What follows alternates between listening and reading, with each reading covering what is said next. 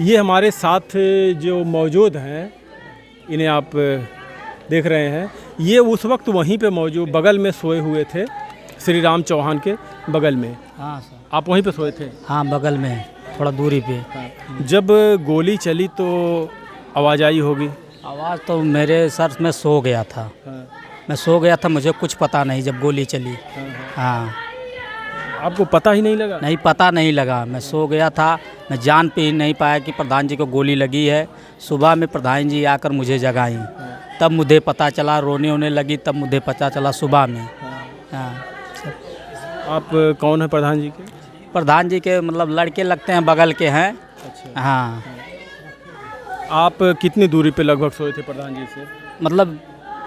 मतलब इतने का फासला था, मतलब बस ये 2-3 मीटर का। हाँ, बीच में एक चारपाई छोड़ के एक प्रधान जी इधर थे, बीच में एक चारपाई जगह छोड़ के तब सोया था।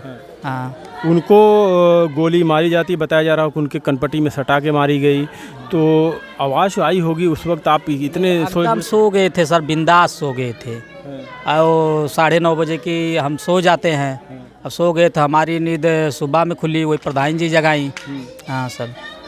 ये देखिए उनके बगल के हैं, और ये बगल में उनके सोए हुए थे दूसरी चारपाई पे, उनको गोली मारी जाती है, और ये बगल में वहीं रहते हैं। इनको सुनाई तक नहीं दिया, इनके कानों तक भनक तक नहीं गई गोली की आवाज़ की कुछ यहाँ पे आवाज़ हुआ है।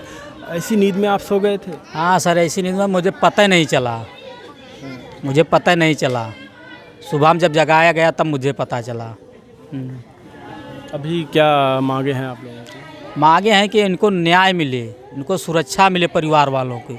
हम लोगों की यही सोच है। हाँ सर। परिवार वाले कह रहे हैं कि जब तक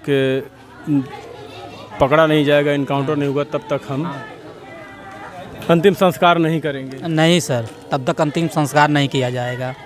लेकिन एक चीज़ देखिए, जो आप कह रहे हैं कि हम बगल में सोए थे और हमें सुनाई तक नहीं, गोली की आवाज़ होती काफ़ी। हाँ सर, बिंदास सो गया था, पूरी गहरी नींद में सो गया था।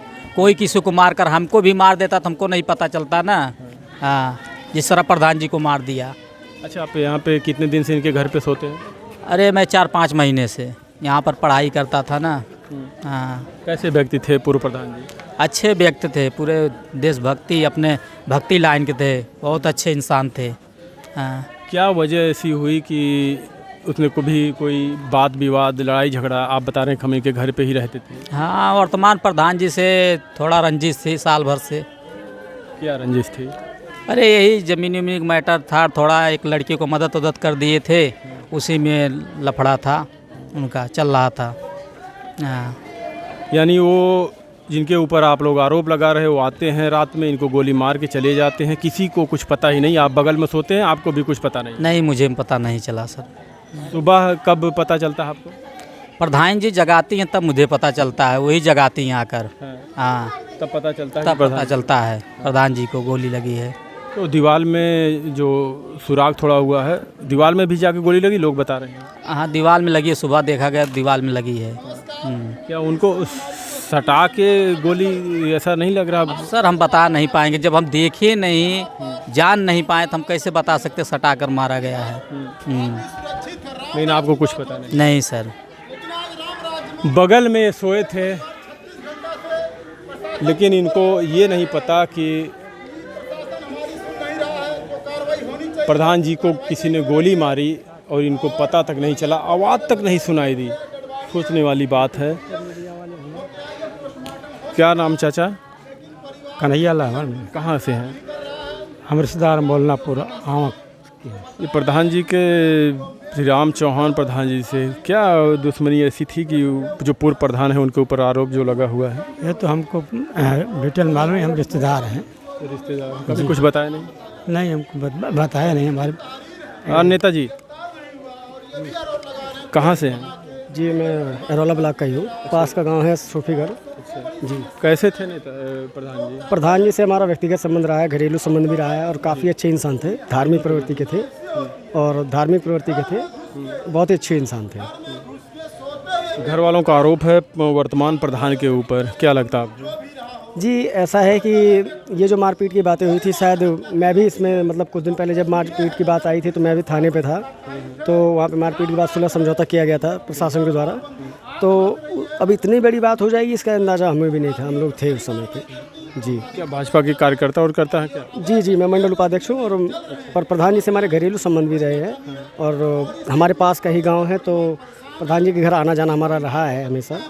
और प्रधान जी बड़े शानदार इंसान थे, और हमें बड़ा कष्ट है इस बात का कि ऐसा हुआ है। आप भाजपा के कार्यकर्ता हैं और घर वाले कह रहे हैं कि जब तक हमें न्याय नहीं मिलेगा, उसको पकड़ा नहीं जाए या तो फिर इनकाउंटर किया, तब तक हम अंतिम संस्कार नहीं करें। क्या सहयोग रहा आप लोगों? जी हमारा सहयोग का मतलब ये है कि मैंने प्रयास किया कि एमएलसी साहब देखिए हमारे आए हुए हैं, माननीय रामसूरत राजभर जी को बुलाया गया है। तो एमएलसी साहब भी आश्वासन दे रहे हैं कि ये बात मैं योगी जी तक भी पहुँचाऊँगा कि अगर वो व्यक्ति अगर इसमें वांछित हैं, उनकी अगर संलिप्तता है तो इस पर पक्का है कि कार्रवाई की जाएगी। और प्रशासन का इसमें पूर्ण सहयोग रहा है, प्रशासन भी अपनी तरफ से सक्रिय रहा है, परंतु अभी वो लापता मतलब अगर भागे हैं तो प्रशासन अपना काम धीरे धीरे उसको पकड़ने का करेगा।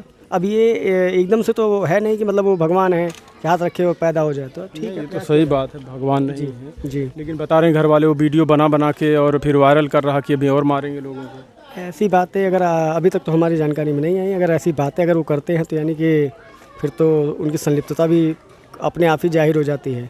अगर ऐसा करते हैं तो उनको फिर प्रशासन उनको दंड देगा उसको। क्या लग रहा है इस सरकार में जो योगी जी की वर्तमान में है, काफ़ी इनकाउंटर भी हुए, बुलडोजर भी चला, बच्चियों के साथ रेप हो रहे हैं, लोगों को मारे जा रहे हैं, कहीं पे पुलिस इनकाउंटर कर रही है तो कहीं अपराधी जाके लोगों को घर में मार दे रहे हैं।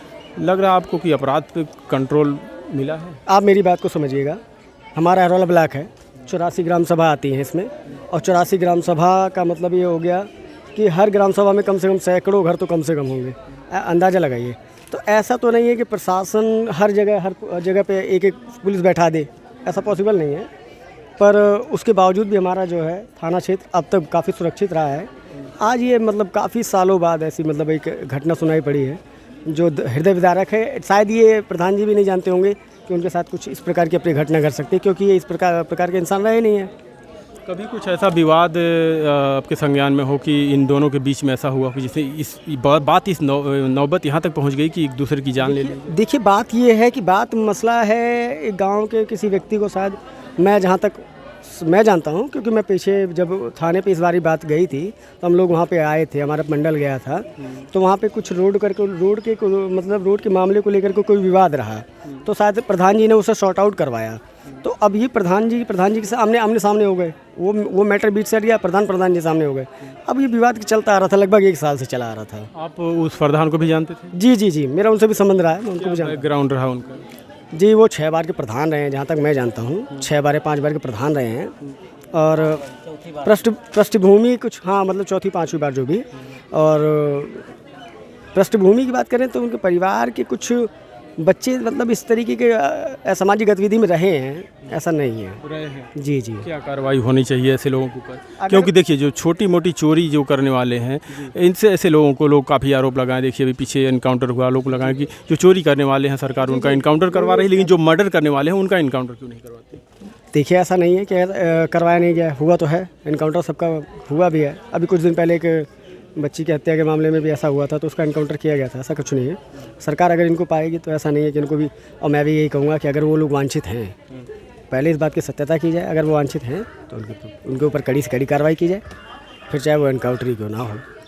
मांग करते हैं अपनी सरकार से। जी इतना तो कहेंगे कि अगर वो वांछित है और उसने ऐसी गतिविधि करी है, एक अच्छे इंसान को मारने का मतलब इतना तो बनता है कि उसके खिलाफ अपराध है, किसी की जान ले लेना। किसी की जान लेना तो अपराध तो है ही है। अब इसके लिए तो मैं ये कहूँगा ही नहीं कि अपराध नहीं है, ये अपराध तो है ही है। अगर वो वांछित हैं, अगर उनको हथियार उठा के किसी को मार सकता है, वो आगे और कुछ भी कर सकता है। जायज़ बात है। आज वो परिवार अगर उसको छोटी मोटी कार्रवाई पे छोड़ दिया जाएगा तो आगे आने वाले समय में परिवार, इनका बड़ा परिवार है भाई, और भी लोग हैं परिवार में, किसी की भी हत्या हो सकती है। तो जायज़ बात है, इस पर कार्रवाई तगड़ी होनी चाहिए। और मैं अब प्रशासन से मैं अनुरोध करूँगा कि अगर ऐसी हुई है बातें तो आप उनके खिलाफ कड़े से कड़ा एक्शन लें। और हम अभी माननीय एमएलसी रामसूरत राजभर जी भी आए हुए हैं, उनसे भी अनुरोध करूँगा कि आप ये बात मुख्यमंत्री योगी आदित्यनाथ जी तक पहुँचाएँ कि इस प्रकार की घटना हमारे क्षेत्र में हुई है और इस पर कड़ी से कड़ी कार्रवाई की जाए। जी आपका बहुत बहुत धन्यवाद।